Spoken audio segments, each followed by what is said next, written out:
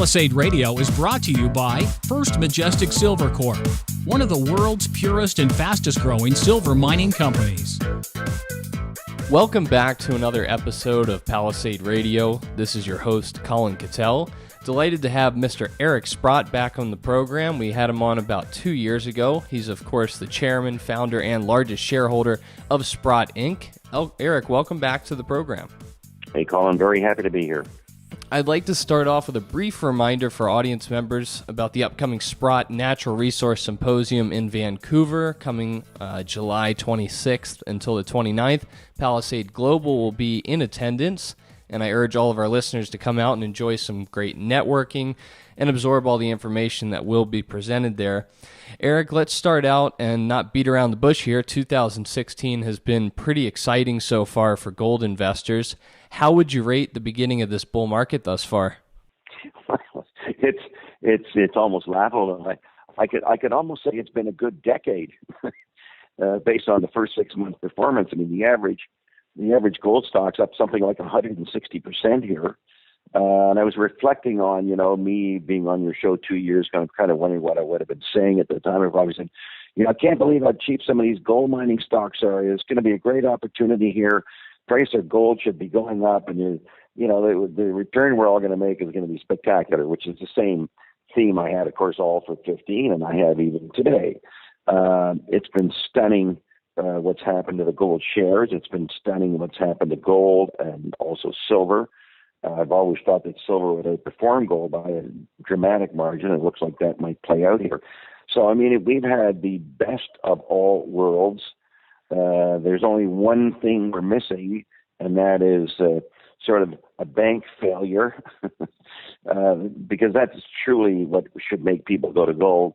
But I don't think we're going to see a bank failure, because I think the powers that be know exactly what a bank failure would do, and they're going to do everything to prevent it. So we always have to sort of read around the edges of, how bad things really are and why we should really be in gold and things like that. So. But everything is kind of playing out the way we might have imagined so far this year. Well, I had Rick Rule on the program just a few days ago. Always a great conversation with him. And one thing that we discussed is that you had this negative correlation in place for quite some time between the gold stocks and the general equities. And therefore, if we had a sell-off like we had in 2008 in the Dow Jones, it was conceivable that the gold stocks might not drop very much because they're already so low. But now I kind of brought up the question, well, what if we have these gold stocks continue to rally as they already have the last 6 months, and at some point in the next year we have a huge sell-off or a bank failure or something that trips off a deflationary sell-off? Are you concerned that the gold stocks will get hit like they did 8 years back? Well, Colin, you always have to be concerned to get hit for some reason or another. I would think, as I already stated, things like a bank failure, a government failure, a COMEX failure, all those things would, I think, be incredibly positive for gold. The stock market breaking down would be incredibly positive for gold. So I don't worry about deflation per se. I think deflation is probably better for gold than inflation in a way, because it just tells everybody that those instruments that you're owning, you shouldn't own. And if people realize that they shouldn't have their money in banks, or shouldn't have their money in bonds, or shouldn't have their money in stocks, there aren't many places to go to. And gold obviously has come into play as one of those things that where people should be investing their money. So no, it doesn't worry me that the particular type of events you're describing would happen, because I think they'd be quite positive for gold. I think the negative for gold would be, well, all of a sudden the economy hits escape velocity, which it hasn't done for the last 15 years. And the market is really a bona fide bull market, and people say, well, I don't need to play gold stocks here. I can make my money in the general market. That would be my bigger concern. But, I've been a bear on the economy. I don't believe it's really has anywhere near approached any escape velocity. In fact, I think it's just we're slowly grinding down here, so I don't see that as a probability. Eric, you're certainly one of the most successful speculators in the mining business today. And I just want to get a very brief background on how you got into the mining sector. I know that's a loaded question and maybe something that can't properly be answered in 1 or 2 minutes, but if you can just give our listeners a brief overview of how you ended up in such a volatile and interesting sector. Sure. Well, I mean, being in the resource sector is kind of natural for people who are invested in the Canadian stock market, which I am. So whether it's oil and gas or uranium or copper, lead, zinc, and or precious metals, I mean, you always have to have them on your list because they're such a big part of our general stock market in Toronto.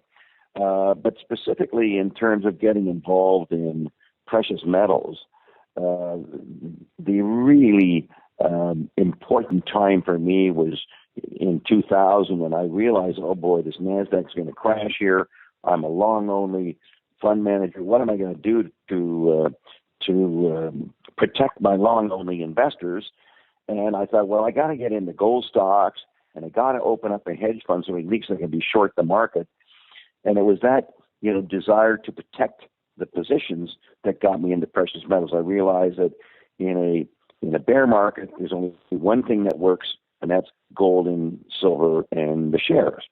And of course, the UE index was at 35 then. I think it went to like 670. I think it was up 1,700% from 2000 to 2011. Of course, it's gone down a lot since 2011. In fact, this year got down to just around a little under 100. It's currently 270. So it's had a good rally this year. But I mean, it's been the place to be for the 15 or 16 year period that since I really got pushed into the precious metals. We're witnessing a bit of a rotation of capital taking place in the mining sector, whereby a lot of the money that's been deployed in the majors and the mid-tiers is beginning to trickle down into the exploration companies, and I think that this is something that's pretty normal in the beginning stages of a bull market. I've noticed in particular with your investments some public announcements of involvement lately. There was Newmarket Gold, and then a very small company that you just took a controlling position in, which is of keen interest to me because we're one of the largest shareholders as well, and it's called Latin American Minerals. If you want to touch on that story specifically, but more so just talk about what you're doing with your capital and if you are indeed seeking out these smaller micro cap companies for your money. Sure. Well, Colin, you're absolutely right that I have invested a lot of money in some producers. I have a lot of money in Kirkland Gold. I put a lot of money in Newmarket. I just made a big investment in Jaguar, and those are all producers. And that's what my first step was to get involved with some producers. Latterly, I've decided to look at some kind of like near development companies where somebody has an interesting deposit and or could be in production quickly. So that would fit in with the Latin American investment. Now, mind you, it was a very, very small investment. Stock had done nothing. Everything else had gone up 150%. It was not that difficult to call. It was a very, very minor investment for me. But you look at what else has gone on around you. You think, well, hold it now. This company theoretically has a deposit that could be commercialized, so I'm willing to take the bet on it.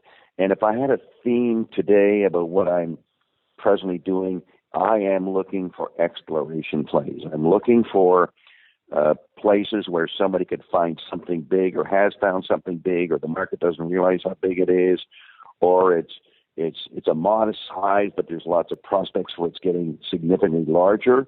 Because I think that's where the really huge scores are going to happen in the whole precious metals sector, because those things got so wrung out. I mean, I used to have companies come in to me and say, well, I'd say, what's your market cap? Somewhere between $2 and $5 million, right? And that's everybody's market cap was between $2 and $5 million about 8 months ago. It didn't matter what prospects they had. So if you could sort of determine the one that shouldn't have been 2 to 5 million and put an investment in it, you can make many times in your money in situations like that. And there's been a huge rally in these exploration companies, and I've been lucky enough to have bought some of them. And I mean, I got some that are up 500% already, and things that I probably hardly even know I have because I bought them in the depths of the market, and maybe I was just trying to help a friend along who needed some money to survive. And all of a sudden, the market's embracing these things. So I think there's lots of opportunity there, Colin. Eric, in an interview you did just a few days ago with the Daily Coin, you stated a truism about this market that some of the worst stocks are the ones that have gone up the most, which begs the question, as an investor, should you really be using a lens of some type of fundamental approach to the deposit, or should we just be looking for stocks that are still at 2 or 3 cents if you can find them and deploying capital there? Well, I never recommend that latter strategy, i.e. just buy something at 2 or 3 cents, okay? I have no doubt that 2 or 3 cent stock might go up a lot more than the other ones, okay? But it's not investing, that's kind of gambling. And I tend to want of my cake and eat it too.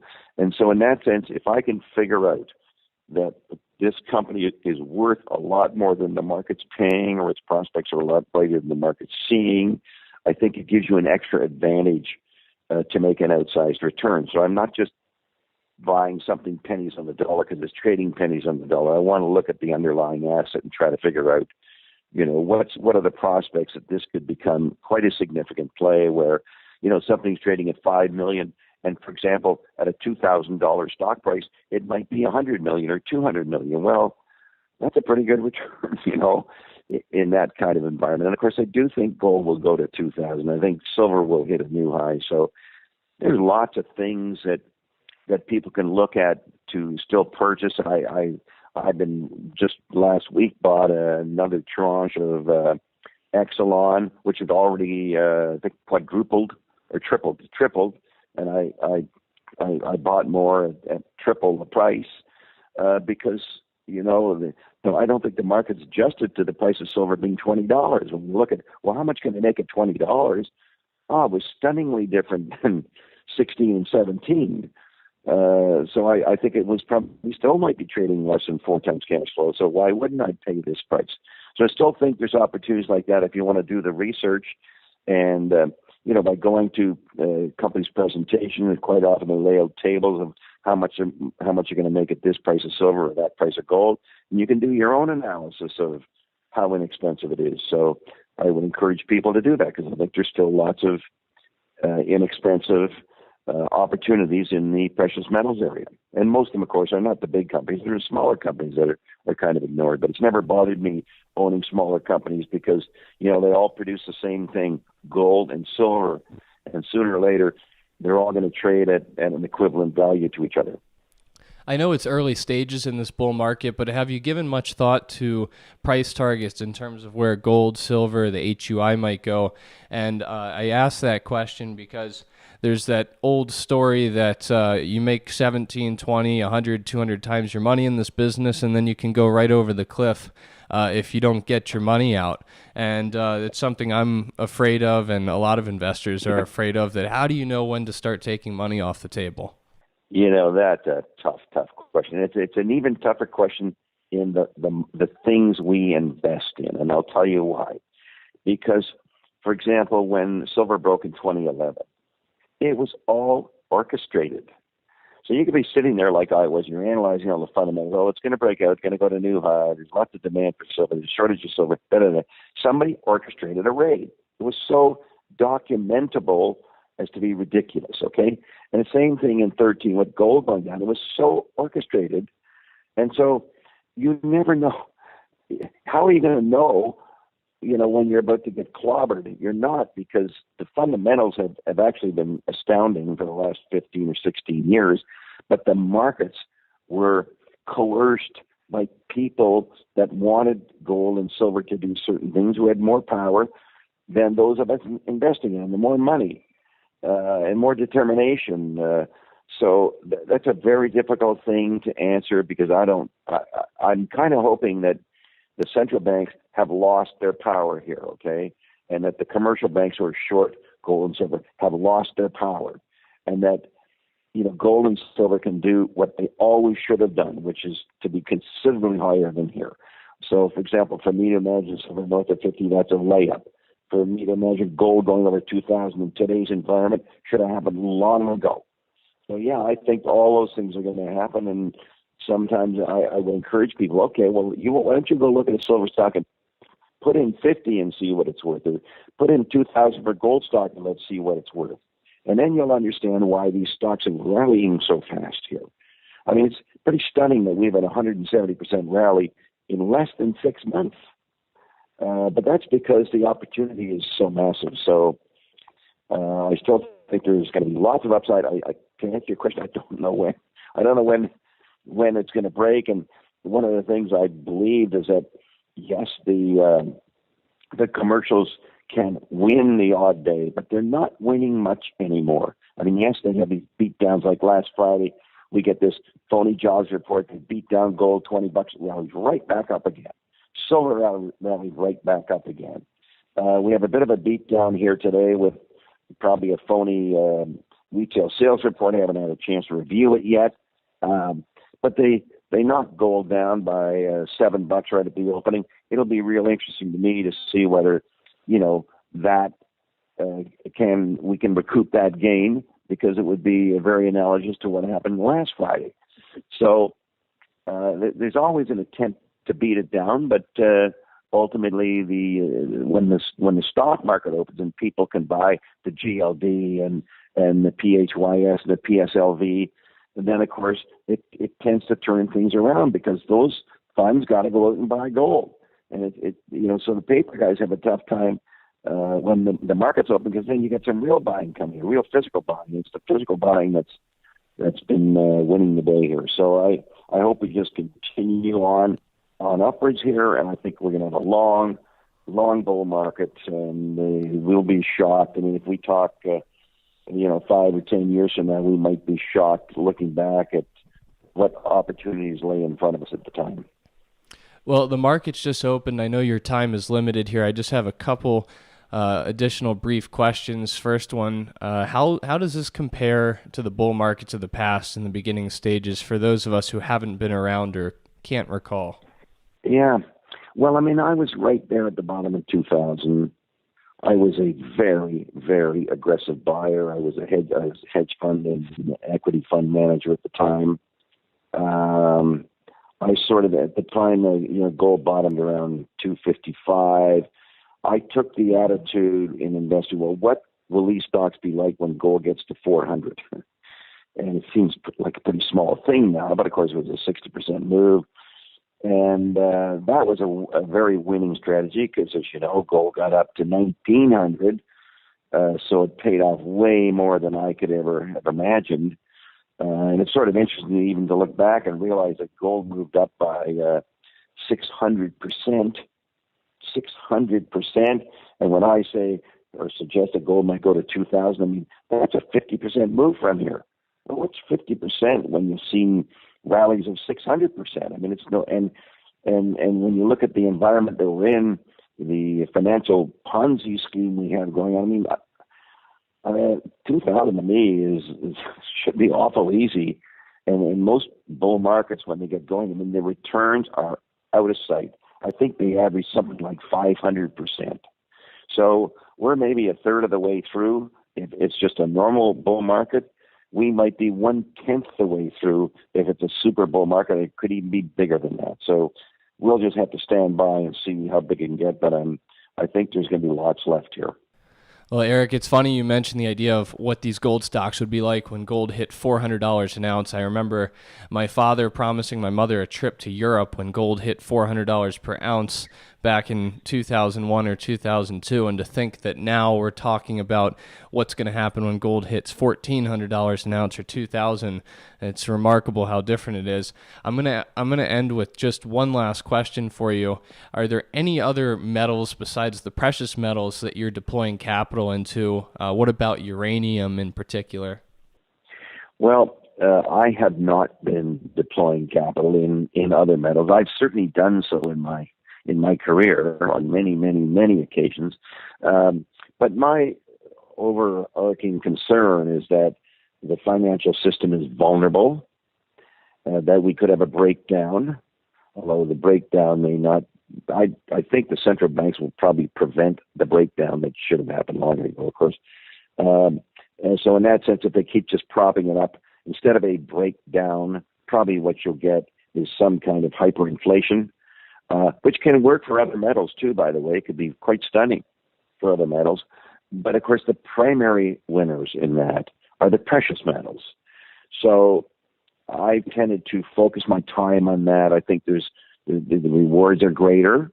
There's a big audience of investments to choose from in that area.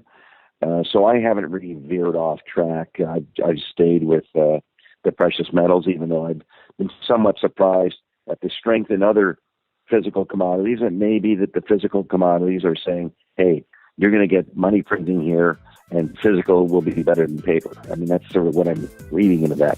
But of course, the big winner in that is going to be the precious metals. So that's strictly what I focus on right now. Great. Well, Eric, thanks so much for your time this morning. Hopefully we'll get you back here in another few months with gold and silver at higher prices yet, and hopefully this bull market continues for many years into the future for both of our sakes. Great, Colin. It's been my pleasure. All the best to you and your listeners.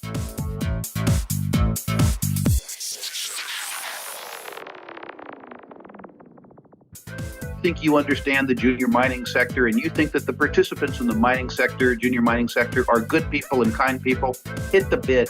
And the world is always going to need raw materials. It's going to need copper and gold and nickel and so forth. Totally destabilized. Hey, troll, did you hear what's going on in Yemen? Or are you too stupid?